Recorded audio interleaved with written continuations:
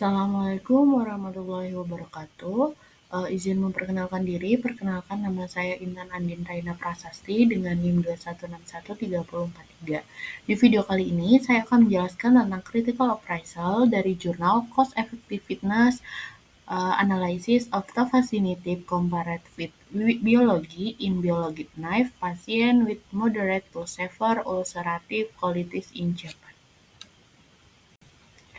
Untuk checklist yang pertama, was well definite question posed in answerable form.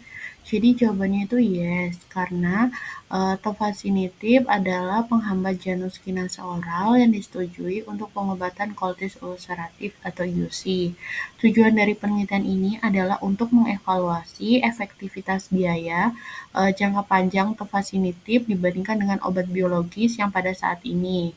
Dengan mempertimbangkan kombinasi lini pertama dan lini kedua dari sudut pandang pembayar di Jepang pada pasien dengan UC aktif, sedang hingga berat. Untuk checklist kedua, itu ada was a comprehensive description of the competing alternative give. Jadi jawabannya tuh yes, karena membandingkan efektivitas klinis dan efektivitas biaya atau fasinatif sebagai obat pilihan alternatif dibandingkan dengan obat biologis yang saat ini direkomendasikan di Jepang. Jadi obat yang direkomendasikan di Jepang itu ada vedolizumab, infliximab, adalimumab, golimumab, dan ustekinumab. Untuk checklist yang ketiga, was the effectiveness of the program of service established? Jawabannya tuh yes, karena sebuah tinjauan literatur sistematis atau SLR dilakukan untuk mengevaluasi kemanjuran tofasinatif, obat biologis, dan pengobatan lain untuk UC sedang hingga berat. Berdasarkan bukti yang tersedia dari uji terkontrol acak atau RCT, meta-analisis kerja bersih NMA kemudian dilakukan untuk memperoleh estimasi efek pengobatan relatif antara intervensi yang berbeda untuk pasien UC aktif sedang hingga berat. Kemudian untuk checklist 4, were all the important and relevant costs and consequences for each alternative identified?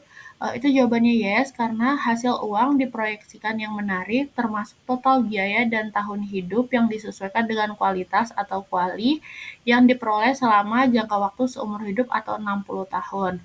Model ini hanya menghitung biaya medis langsung, pengadaan obat, administrasi, penggunaan sumber daya medis berdasarkan status kesehatan, kolektomi, penggunaan sumber daya rutin, pengelolaan AE, kolektomi, dan komplikasi yang terkait.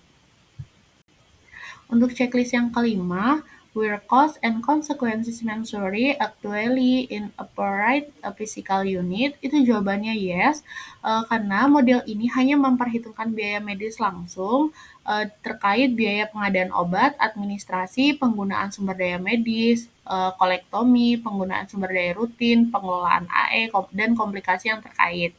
Rincian biaya dijelaskan pada tabel. Kemudian ada regimen obat tofasinatif dan pembanding ditentukan berdasarkan petunjuk dari label obat di Jepang. Biaya satuan setiap obat diambil dari harga menurut asuransi kesehatan di Jepang atau NHI. Kemudian untuk checklist 6, were costs and consequences value credibly? Itu jawabannya yes, karena efektivitas biaya digambarkan sebagai risiko efektivitas biaya tambahan. Penggunaan ICR yang merupakan biaya per unit tambahan kuali yang diperoleh dari pembanding intervensi tofasinatif. Dalam analisis ini, 5 juta yen Jepang atau GPY, 38,23 dolar Amerika Serikat per kuali yang diperoleh diasumsikan sebagai ambang batas yang digunakan Jepang untuk menilai teknologi HTA. Checklist 7, were costs and consequences adjusted for differentiating timing? Itu jawabannya yes, karena biaya didiskon 2,0% per tahun untuk mengevaluasi efektivitas biaya menurut pedoman evaluasi efektivitas biaya di Jepang. Untuk checklist ke-8, Was a incremental analysis of cost and consequences of alternative performance? Itu jawabannya yes, karena hasil kasus dasar menunjukkan bahwa biaya peningkatan akan berkurang untuk semua obat biologis, sesuai dengan yang tertera pada tabel. Untuk checklist ke-9, was allowance made for uncertainty in the estimate of cost and consequences? Itu jawabannya yes, karena DSA multi-arah adalah teknik menyelidiki apakah output dari model sensitif terhadap nilai untuk setiap parameter, di mana lebih dari satu parameter dalam sebuah model tidak pasti.